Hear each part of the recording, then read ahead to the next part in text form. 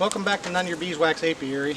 Today is going to be the first part of a couple-part set of videos here where we're going to be setting up to do some queen grafting. Today we're going to go through this hive and kind of set it up to get ready to graft from. This is the hive we want to graft from. As you can see, there's currently 2 deep brood boxes there, and these 3 upper boxes are supers. Even though that's a deep box, we're still using that as a honey super. And I've already pulled 2 medium supers full of honey off this hive, so 60 pounds of honey off this hive. Last time I was in here, this box was about full. This box was about 50% full, and then we just added this box last week, so we'll see how much honey they've put in here. We may switch these boxes around a little bit, but the goal today is we're going to go in here, go down into the brood chamber, see if we can find the queen. She's not marked in this box, but hopefully we can find her. If we can find her, we're going to put her in a 2-frame cage with some blank frames, and that will confine her and only allow her to lay in those 2 frames. And then 4 days later, we're going to come back and we're going to graft from those larvae. The best larva to graft from is a freshly hatched egg, a 1-day-old larva, which is day 4 after it's laid. So by confining her to that cage and then coming back 4 days later, we'll know we have the right size larva to get the best queens that we can possibly. If we can't find her, and that's a pretty good possibility because this is a big hive, as you can see, and there's a lot of bees in here. If we can't find her, we're going to go ahead and put it back together, and then we're going to try to time it with the weather. We're having a lot of rain this weekend, the next few days, and throughout next week. We're going to time it with the weather. We're going to come back in here and we're just going to select some frames that have eggs and young larvae on them, and we'll graft from those and go from there. But if everything goes right, we'll be able to isolate her and we'll be able to control which eggs and larvae we have to select from for the grafting process there. So we're going to go ahead and crack this open, get these 3 supers off, and get started going through the brood box. Okay, so we removed all 3 honey supers off the top of this. That bottom deep super that was on here was pretty full. I'd say it's about 90% full. The second medium was definitely full, and the third one that was on top that we had last week, they probably got about 25% full already. So when we put this back together, we're going to put that empty one down here on the bottom closest to the brood nest so that they can fill that up and they can finish drying out and capping those other 2 supers. Whenever we add more supers to the hives, I always under super. I feel that the bees fill it up faster because they don't have to travel through all the supers to put the nectar away and store it. So I always put the full ones up top for them to dry, and the empty ones on bottom for them to fill. So we're going to go ahead and get started and go through this hive, see if we're lucky enough to find the queen and get her isolated. We're also working against the weather today. Just heard some rumbles of thunder there when I was filming that first segment, so I went in and checked the weather, and it looks like we've got about an hour to get this done before some pretty reds and yellows on the radar get here. So we're going to do what we can to find her or make a decision on what we're going to do going forward here. But since this hive is so strong, like I said, I've already pulled 60 pounds of honey off of it. There's easily another 60 sitting there right now. We'll see what the final total is from it. But this is definitely some genetics we want to keep in our bees and the type of bees that we want to sell. We're going to be grafting queens for a couple reasons. The first reason is to requeen anything we may need ourselves here going into winter, so we have strong hives going into winter. The second is I want to make some overwintered nukes, so that we get them through the winter, and then we can sell them first thing in the spring as soon as they're ready to go and as soon as we get inspected, which is usually about the end of March. And then the third reason, if we have some extra, I'd like to raise some queens in order to sell to other people who may need them going into winter to get their hives clean right and get them through winter. So I'm probably going to try grafting about 30 cells, and we'll see how that goes and what we get take-wise out of that, and we'll go from there. But this hive right here is definitely our best performing hive this year, and she is one that we grafted last year and overwintered. And she is a daughter of a swarm hive that we caught. You may have heard me talking about the hive that one of the guys we know, we came back to an empty box that he had sitting on his porch, and his wife told him he needed to get rid of the bees on the front porch there, so he called us and we come and got it for him, and they were a really good hive. As a matter of fact, that queen is still alive over there, but she is on her, at least her 3rd year that I know of, but this is one of her direct daughters, so we're going to keep these genetics going. What I'm looking for here, I'm looking to make sure that we do have a queen, and we're queen right in here, and we do. I seen eggs and larvae on that frame right there, so I know she's been in here and laying. Now I would really like to find her.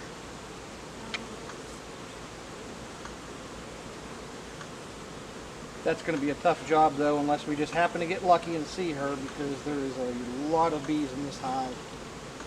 And she is a tiger striped queen, so she looks like all the rest of the bees. She's just obviously bigger, but she doesn't really stand out unless you can tell the size difference. I want to show you this frame right here. Look how full of brood that is. That is definitely a queen we want to pass on the genetics from, and that's why this hive is so big and has produced so much honey for us, is because she's still laying frames like that this time of year.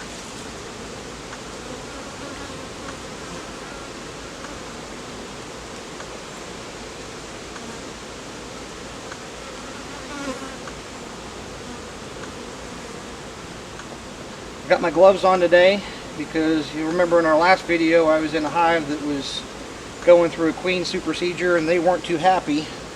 Well, that hive is right next door over there, so all these bees buzzing around my head, I'm sure are the guard bees from that hive, and they're still mad at me from the other day, so I got my gloves on so I don't get stung up too much by them. This hive is really docile. I know you can't see it on the camera very well, but these bees aren't coming out at me. They're just kind of walking around on the frames doing their thing. Could really care less that I'm here right now. That's the kind of bees that we want.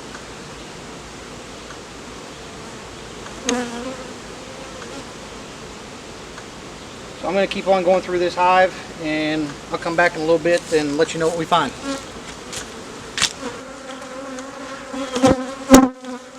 Okay, so we were lucky enough to find our queen. She's in this newt box right here on the frame. So let me explain to you what we've got here going next. This cage right here is the same size of material as a queen excluder, so it allows bees to pass into it, but she won't. It holds 2 frames.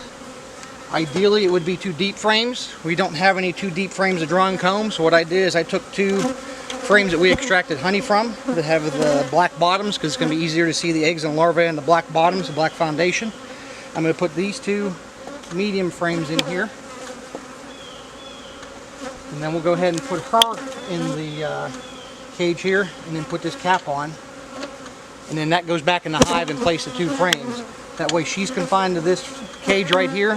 The bees will polish up and clean out those honey frames, and she'll start laying in them, and then we'll be able to go back in 4 or 5 days and pick out larvae of the right age and size and be able to graft from it. So we're going to go in here on this frame and find our queen, stick her down here on the frame, and we'll get her back in the hive because we're still pushing against thunderstorm.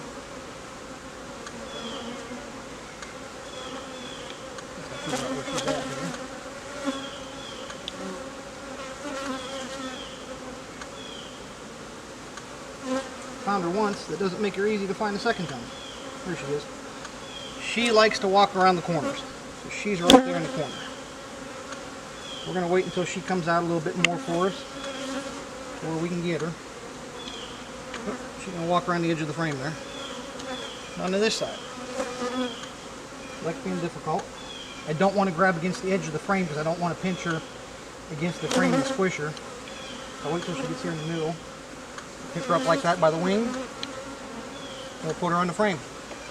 She'll go down in there. We'll put the cap on.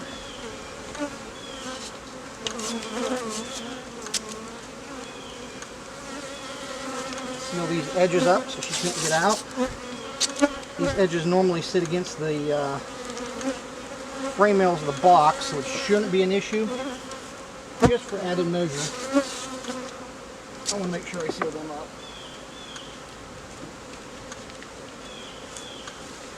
And then we'll go and we'll place this back in the hive. See if we can see her right there.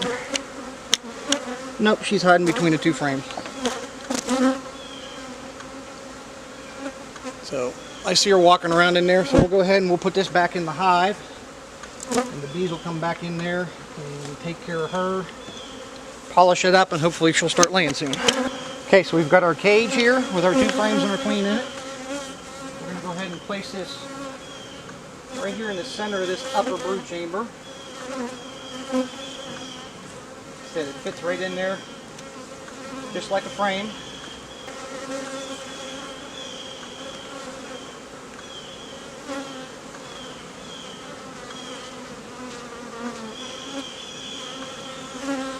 And make room for that last frame that we pulled out there.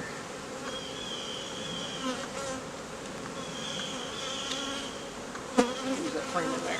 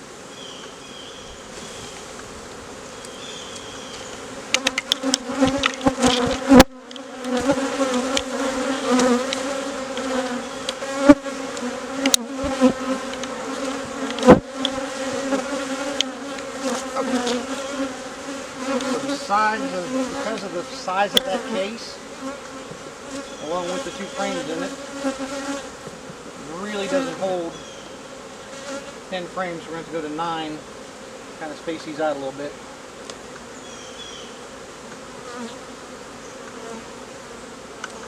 As you can tell, the bees they're done with me messing with them, but that's okay because we're done anyhow. So we're going to go ahead, close these girls up. We'll be back in a second. Okay, so we've got everything put back together. We've got our queen in our cage with two frames for her to lay on in here in this top brood box. This is the mostly empty super that we gave them about a week ago. This is a full deep, and let me tell you, a full deep of honey is a lot of weight because that was a heft to get it up this high. And then this is a full medium super. We're going to let these two on here until we harvest our honey here in a couple more weeks for our final harvest. In the meantime, they'll keep filling this one up here for us, and that should get us through the rest of the flow here in June and into July. We are going to give it 5 days, and the reason I'm going to give it 5 days is I'm going to give them a day to polish and repair that frame before she starts laying in it. They got to get the wet honey out of there and clean those two frames up, and then she'll start laying. So I figure give them a day for that, and then 4 days to get our 1-day-old larva. If for some reason she starts laying right away, there's plenty of room. There'll still be 1-day-old larva on that frame when we pull it out in 5 days. So we'll go ahead and give them 5 days. That'll put it on, let's see, Friday's today, so Saturday, Sunday, Monday, Tuesday, on Wednesday when we're going to graft. So on Tuesday evening, we'll do another video showing how we set up our cell builder. And on Wednesday, we'll try to do a short video showing how we do the grafting here. So hopefully we'll continue these genetics, get some more good queens like this to build us big, strong hives like this. If you're local to the area and you'd be interested in getting one of these nukes that we're going to overwinter, shoot us a message either on Facebook, leave a comment below for a way to get in touch with you, and we'll put you on the list. We usually start a list about this time of year for nukes for next year. We don't ask for a deposit. We just keep a list. We understand some people are going to cancel, and we just go down the list of the order of the ones we receive for requests. So if you think you might be interested in a nuke or two, shoot us a message. Also be sure to like and subscribe to the channel and post any questions or comments you have down below. Thank you.